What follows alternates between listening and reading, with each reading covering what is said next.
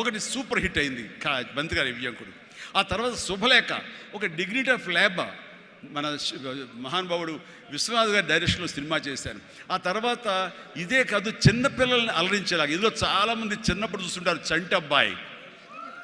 ఆ సినిమా ఆ చేసిన ఆ ఫార్స్ కానివ్వండి, స్లాప్స్టిక్ కామెడీ కానివ్వండి, ఇప్పటికీ చాలామంది చెప్తుంటారు, వాళ్ళందరూ ఐఏఎస్ ఆఫీసర్లు, వాళ్ళు పెద్దవాళ్ళు అయ్యారు వాళ్ళందరూ, అయినా సరే చెప్తుంటారు. అదొకటి.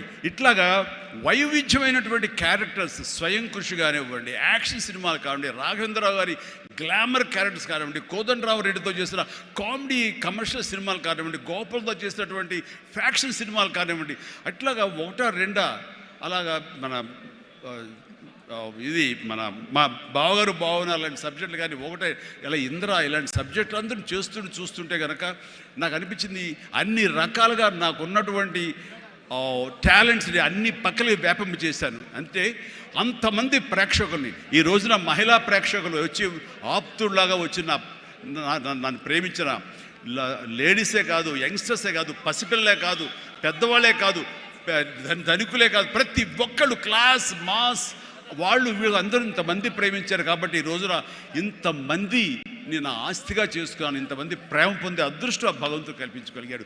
ఎందుకంటే నేను లిమిటేషన్స్ పెట్టుకోలేదు. ఆ రకంగా అది నాకు ఎంతో హెల్ప్ అయింది. అలాగా delivery, high quality work, constantly market understanding. Yes, ఈ రోజున ఒకటే రకమైన డ్యాన్స్లు వేస్తుంటే కనుక బోరు కొట్టచ్చు.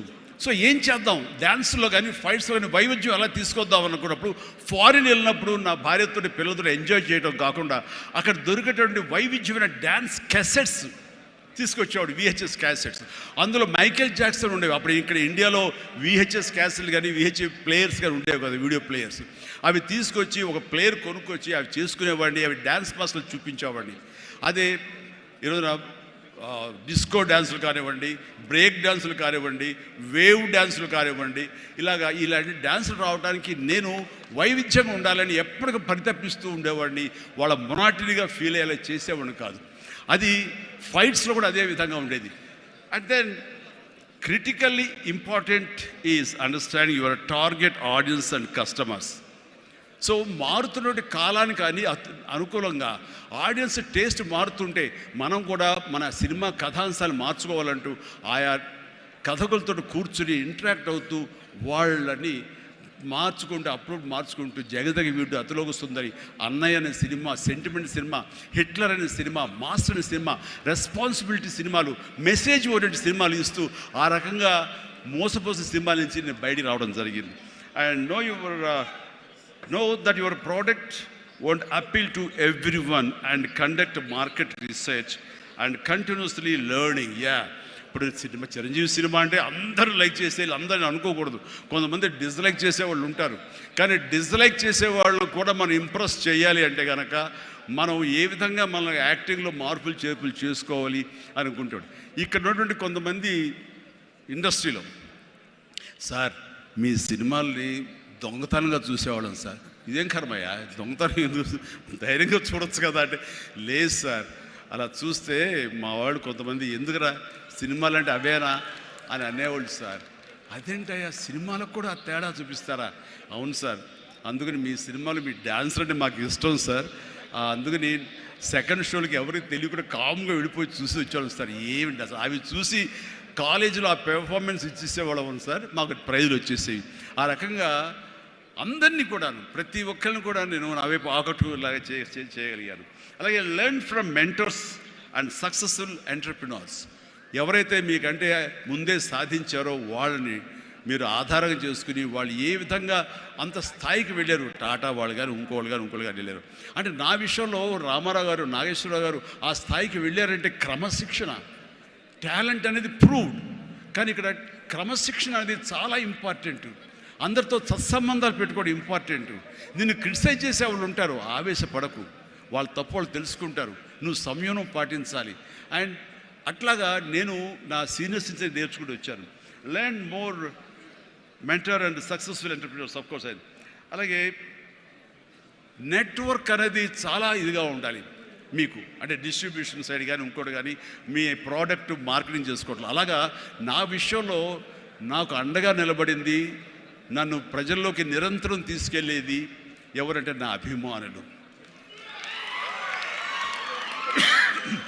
మీ ఎంటర్ప్రినర్స్కి ఎలాగైతే కనుక నెట్వర్క్ ఉంటుందో, అబ్జర్వ్ చేసుకుంటారో, డిస్ట్రిబ్యూషన్ ఉంటుందో, మార్కెటింగ్ స్ట్రాటజీస్ ఉంటాయో, అలాగా నా అభిమానులు ఎప్పటికప్పుడు నాకు అండదండలు అందిస్తూ కొండంత అండగా నిలబడ్డారు. వాళ్ళు నా కోసం ప్రాణం ఇచ్చే లెవెల్కి వాళ్ళు ఉన్నారు. నేను అన్నాను, మీరు నాకు ప్రాణం ఇవ్వక్కర్లేదు, మీ యొక్క సహాయ సహకారాలతో రక్తం ఇచ్చి ప్రాణాలు నిలబెట్టండి అన్నాను. ఆ మాట పుణిగి పుచ్చుకుని 25 సంవత్సరాలుగా ఈరోజు కూడా వాళ్ళు రక్తదానం చేస్తూనే ఉన్నారు. వాళ్ళందరికీ నిజంగా జీవితాంతం నేను రుణపడి ఉంటాను. అందులో భాగంగా ఎక్కడో ఉన్నట్టు నా మాట, ఇక్కడ మాట్లాడిన నా మాట అమెరికా దాకా వినపడింది. కాబట్టి ఆప్తా ఎన్నోసార్లు నా పేరు మీద బ్లడ్ బ్యాంకులు నిర్వహించారు, రక్తదానాల శిబిరాలు నిర్వహించారు. ఈ రవి కానివ్వండి, మధు కానివ్వండి, ఇలాంటి వాళ్ళందరూ కూడాను ఇవి చేశారు. ఈ రోజున అన్ఫార్చునేట్లీ రవి వర్రే ఒక బ్రెయిన్ స్ట్రోక్ వచ్చేది ఆగిపోయినప్పుడు, ఆ విషయం తెలిసినప్పుడు అతనికి వీడియో పెట్టాను నేను. రవి డోంట్ వర్రీ, ఇవన్నీ స్మాల్ థింగ్సే, బట్ అన్ఫార్చునేట్, త్వరలో కోలుకుంటావని అతను నేను మెసేజ్ పెట్టినప్పుడు అతను పొందిన ఆనందం అంతా ఇంత కాదు, అది ఎంతో ఉత్సాహాన్ని ఇచ్చింది. ఈ రోజున కోలుకుంటున్నాడు. ఈ రోజున ఈ సభ రవి రావాలి, అన్ఫార్చునేట్ రాలేకపోయాడు. కానీ నెక్స్ట్ ఇదే సభ ఇక్కడ జరిగితే కనుక రవి వస్తాడు, నేను వస్తాను, మీతో ఉంటాను. మీ అందరి ఆశీస్సులతోటి రవి లాంటి ఎంతూజియాస్టిక్ గాయ్ కోలుకుంటున్నాడు. వాళ్ళు మధుతోటిను, సాగర్ గారితో, మన ఇతర ఫ్రెండ్స్ తోటి, సుబ్బు చంద్రశేఖర్ గారితో, వీళ్ళందరితో కూడాను మళ్ళీ కలిసి ఈ యొక్క సభల్ని ఇంతకంటే మరింత అద్భుతంగా చేయాలి. అండ్ ఆ రకంగా నేను మీ ఎంటర్ప్రినర్షిప్, యంగ్స్టర్స్ ఎలాగ రావాలి ఏమిటి అనేది నా గురించి నేను చెప్పుకోవడంలో తెలియకుండానే మీకు అందరికీ చెప్పాను. అది మీకు అందరికీ అర్థమై ఉంటుందేమో అనిపిస్తుంది. కాబట్టి ఇది నాకు గొప్ప అవకాశం. ఈ తీరుగా, ఈ రీతిగా, ఇదే విధంగా మనం వెళ్ళగలిగితే కనుక ఎవ్వరికి అడ్డుండదు.